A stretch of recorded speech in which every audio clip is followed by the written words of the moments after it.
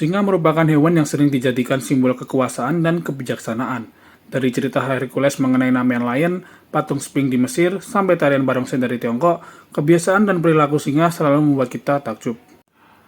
Namun ternyata, manusia sudah dari lama terpesona dengan keindahan singa. Dari gambar singa berburu di Gua Chauvet sekitar 32.000 tahun yang lalu, sampai dengan figurin manusia setengah singa di Jerman yang dibuat 40.000 tahun yang lalu.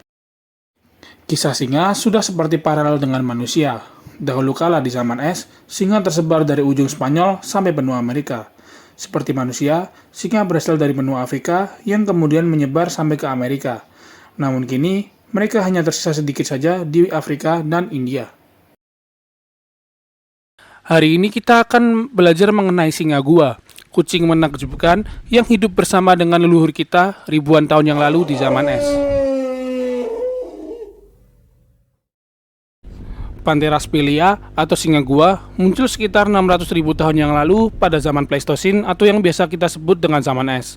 Singa ini hidup berdampingan dengan hewan-hewan menakjubkan lainnya seperti mamut, badak berbulu, rusa raksasa, beruang gua, hyena, aurochs, dan bison. Meskipun disebut dengan singa gua, sebenarnya mereka berbeda spesies dengan singa modern. Berdasarkan hasil penelitian DNA, singa gua dan singa modern saling kawin silang hingga 500.000 tahun yang lalu. Meskipun berbeda spesies, namun kerabat terdekat singa gua adalah singa. Ini dibuktikan dengan penampilannya yang mirip meskipun terdapat beberapa perbedaan.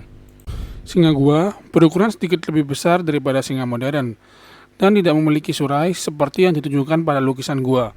Penemuan bayi singa gua di permafrost menunjukkan bahwa mereka memiliki lapisan rambut tambahan yang membuatnya lebih tahan dingin, berbeda dengan rambut singa modern yang dirancang untuk suhu hangat.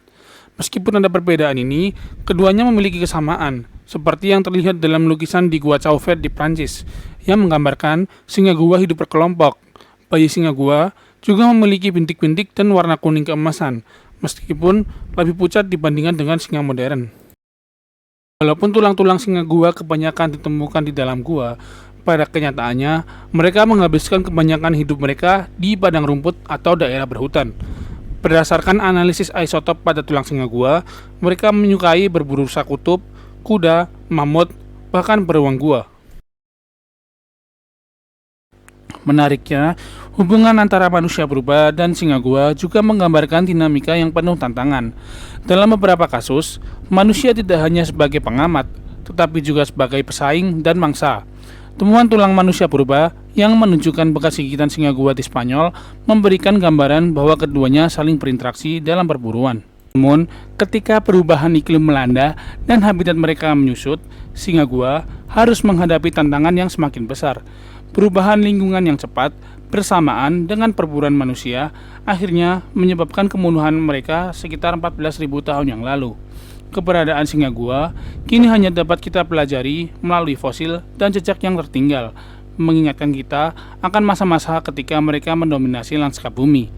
Secara keseluruhan, Panthera sphelia bukan hanya simbol kekuatan di masa lalu, tetapi juga pengingat akan dinamika kehidupan di zaman es.